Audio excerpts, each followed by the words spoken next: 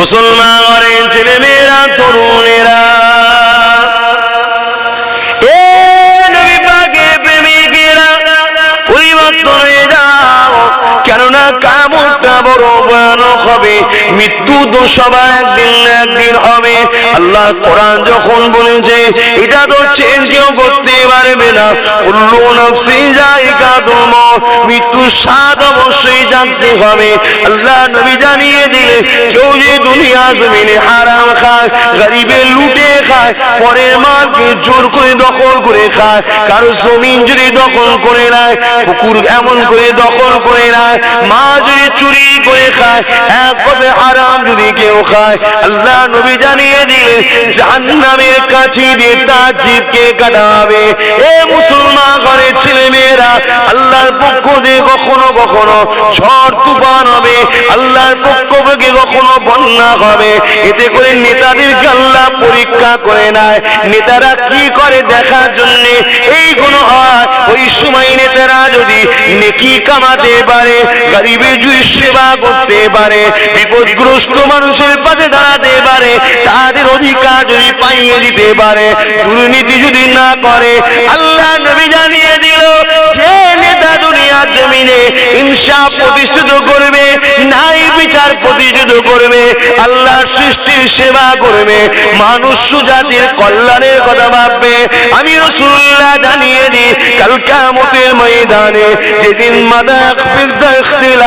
এক হাত উপরে আল্লাহ সূর্যকে নামিয়ে দেবে, নফসি নফসি করতে লাগবে, যেদিন কোনো ছায়া দেবে না, ওই সৎ নেতাকে, ওই সৎ লিডারকে আমার আল্লাহ নবী জানিয়ে দিলে আমার আল্লাহ পাক তাকে আরশে আজিমের ছায়া দেবে।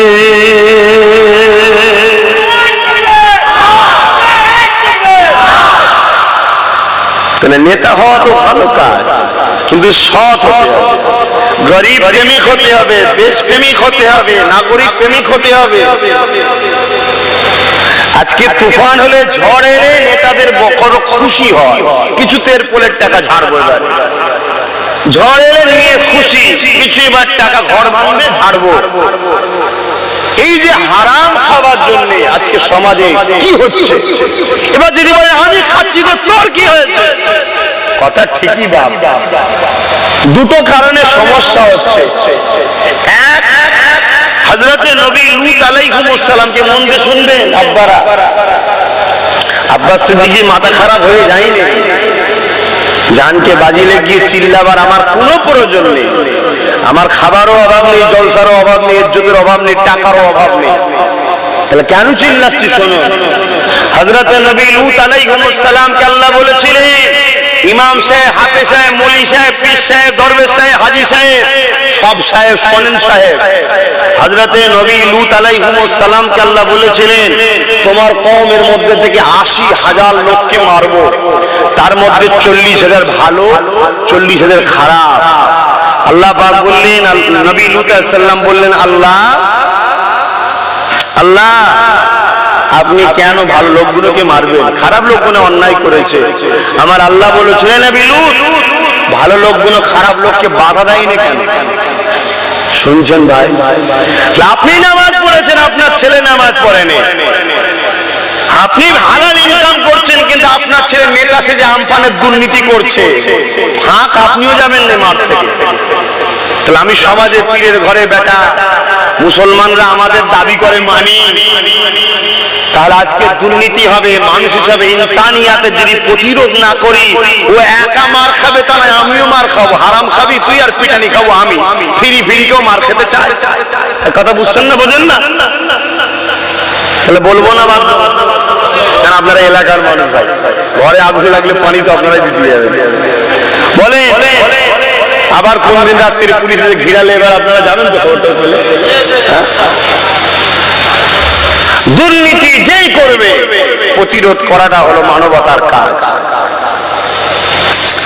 কি গো আব্বা ভাইয়েরা, বলবো না বাধ্য? এলাকার লোক কি বলছেন, সরাসরি দেন, অসুবিধা হচ্ছে না তো? আমি কোরআন হাদিসের বাইরে বলছি না।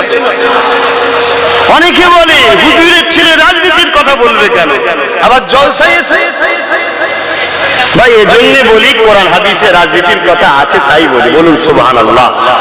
ইসলাম কমপ্লিট না আনকমপ্লিট? রাজনীতিটা ইসলামে আছে না না?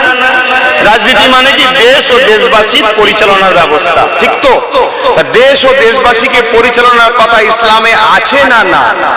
যদি না থাকে তাহলে ইসলাম আনকমপ্লিট, থাকলেই হলো কমপ্লিট।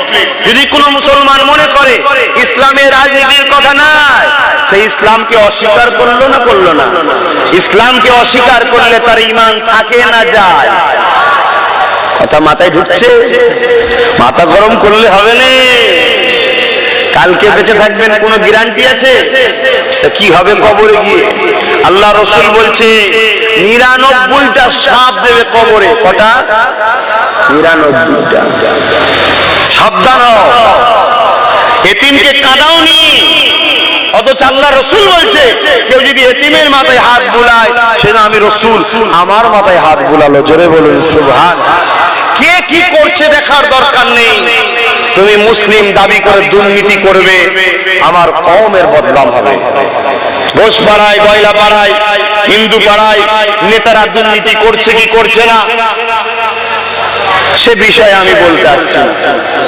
কথা বুঝছেন না বোঝেন না? দেশবাসী হিসেবে যখন জনসভা করব তখন সবারটা বলবো। কিন্তু আজকে তুমি মুসলিম দাবি করলে, তোমার জন্য আজকে আমার কম গাল খাচ্ছে যে মুসলমানরা এসব হারাম খাওয়া ধরেছে। এই মুসলমানরা হয়ে গেল তো নাকি? অতএব আল্লাহ রাসূল বলছেন পাহাড় সরে গেছে, বিশ্বাস করে নাও। মানুষ পরিবর্তন হয়েছে, বিশ্বাস করুনি। আর মিথ্যুককে কখনো ভরসা করুনি।